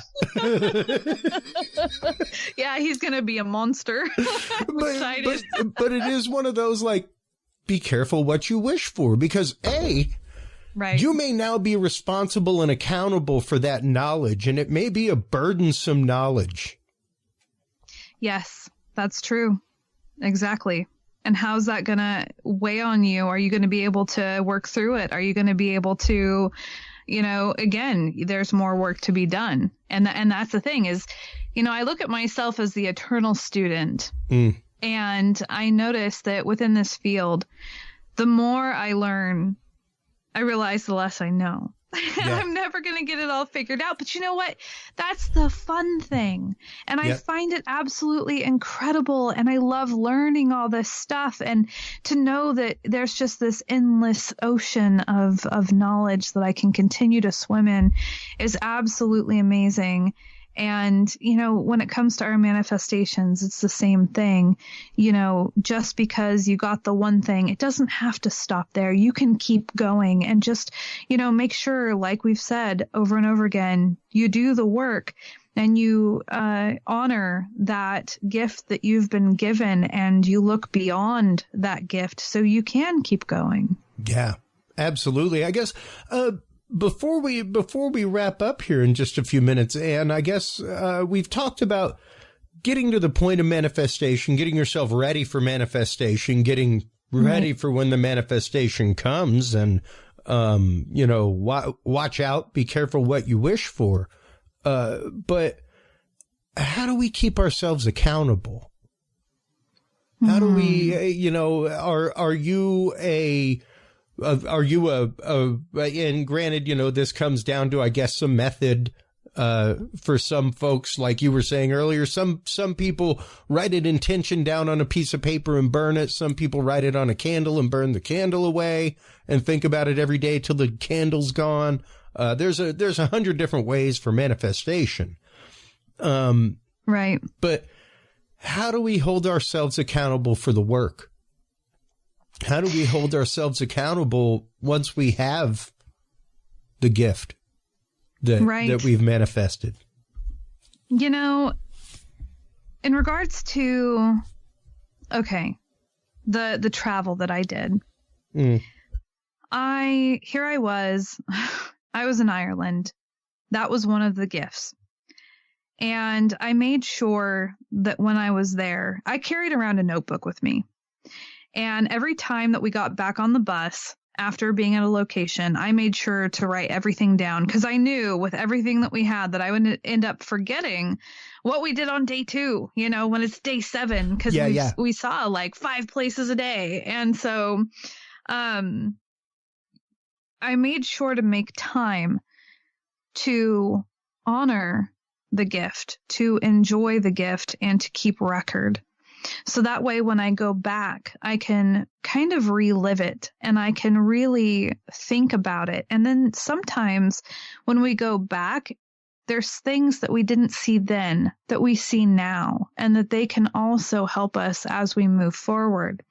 So I think that practicing, reflection, kind of meditating and reflecting on things and really going inside ourselves, it's important to continue to do that, because we will see a big evolvement in our spirit and in our heart. And so I think that would be how one could best keep themselves accountable, is to just savor it and really honor it. And thank yourself. I mean, there's been times where I've sat there and, I did something for myself that I knew it would benefit me later. And it was like a week later. And I was like, oh man, I did that for me. Yeah. How cool is this? And, yep. You kind of pat yourself on the back and you're super excited. And then you're like, man, that's awesome. So I'm going to do that again, because you know what? I deserve it. Yeah. Yeah, absolutely. And it's one of those, a lot of people, especially in our day and age, especially in the West, we are one of the only cultures where we work ourselves till we're like 80. Yes. And for some reason feel this obligation to do so, and ignore self-care while we do that. And there's been a big reclamation of that, I think, especially over the last few years. People have realized that they're able to work remotely.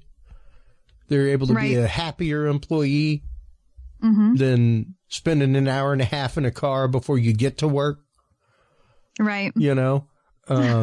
Things like that.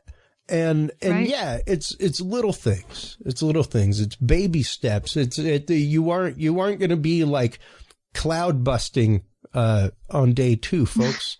It's not how this works. But you can definitely start making changes in your life. You can definitely start making the changes of, like you were saying earlier, how you think. Right. It just starts one simple there. thought. Yeah. It starts with the simple thought of, how can this be positive? Exactly. I love that. Doesn't matter how horrible the situation is. How can I grow from it? How can I get better from it? I tell my son all the time, he gets very frustrated and reminds me a lot of myself, because I carried a lot of self-guilt of failure as a kid. And that is what led to my fear was, well, if I don't do anything, then I can't fail, right? No, exactly. I mean, that's a pretty simple equation. Right. It's kind of like if practice makes perfect, then nobody's perfect. Why practice? Right. These were the logics that I had as a kid. Between those two, it was once again a self-fulfilling prophecy. And I'm going to read real quick before we head out from another U.S. Andrews, The Magic in Your Mind. This is about the electromagnetic mind. The mental force that controls the universe may be called anything you like and visualized any way you choose. The important thing is to understand that it exists, to know something about how it works, what your relationship to it is. It might, for instance, be likened to an enormous electromagnetic field. All conscious forms of life would then be tiny electromagnetic fields within the universal field, finding positions within it, each according to the kind and quality of its field. I think for the early part of the 1900s, that's a pretty in-depth qualification that we are now, through quantum science and other sciences, truly starting to emerge to the reality of the fact that we are all interconnected atomically. Exactly. We are connected to the entire universe. You and I are fully interchanging electron shells right now, Ann. Yes. By exactly. all physics. There's no separation. I am not solid. I am not holding this rock this is another amalgam of 90% empty space, and this is a repulsion of electrons that my consciousness is feeling. Exactly. So, oh, I love it. And it's wild when you start going down that route, and it's really interesting to see quantum physics going down that route and fully proving that. They've just proven that reality is not local. Right. So there is non-local reality. There is a reality that exists outside of us. Oh, yes. And our existence that we take part in. And that, I think, is really the beginnings of manifestation, is understanding your place within that system. Perfectly said. I agree with all that I am. Oh, thank you. I love talking with you, Ann. My energy is always uplifted after we chat. This has been amazing. Thank you so much. Heading out, let everybody know where they can get a hold of you for readings in the new year, where they can get a hold of, if they're looking for any kind of spiritual direction in this way, or, personal help and manifestation themselves. Where can they get a hold of you? Where can they go to contact you? I would say that the easiest place to contact me is on Facebook, and I'm under Ann Selene. Send me a friend request, and that should make it so that the message is not in the spam folder. However, you can also, KPNL and Caravan are both on Facebook as well. And you can send me a message on there. If you like to do email, it's thecaravanoflore@gmail.com. All right. Fantastic. And once again, thank you so much for the time. I always appreciate it. I love our conversations. They are always uplifting to me, and I think important for people to hear. We are in a place psychologically as humanity, especially here in America, where people are lost. People are scared. Yes. They are scared. They are scared inside. They are scared outside, and it shows.